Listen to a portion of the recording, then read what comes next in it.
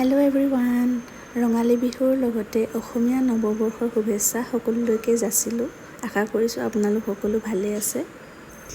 শিৱসাগৰত এয়া আমাৰ প্ৰথম ৰঙালী বিহু আমি উদযাপন কৰিছোঁ আৰু এয়া বিহুৰ দিনা আমি সকলোৱে গা পা ধুই উঠি এয়া চাহ জলপান সকলোৱে মিলি খাইছোঁ। জাচিং ফাইও জলপান খাই খুব ভাল পায়, সেইকাৰণে তাইৰ অকণমানি বাতিটোতে সজাই সকলোৰে লগত মিলি একেলগে খাবলৈ দিছোঁ আৰু লাহে লাহে তাই নিজে খাব পৰা হৈছে, তথাপি মই ওচৰতে বহি তাইক খুৱাই আছোঁ।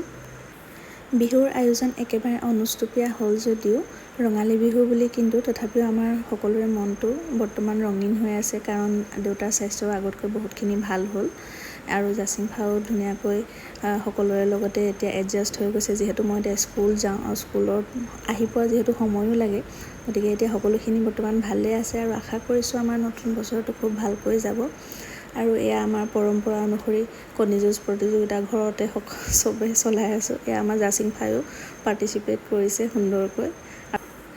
আৰু এয়া পৰম্পৰা অনুসৰি আমি আমাৰ জ্যেষ্ঠজনৰ পৰা আশীৰ্বাদ লৈছোঁ, যাতে এনেদৰে তেওঁলোকৰ সেৱা শুশ্ৰূষা কৰি যাব পাৰোঁ আৰু আমাৰ জীৱনটো যাতে সহজ হৈ পৰে।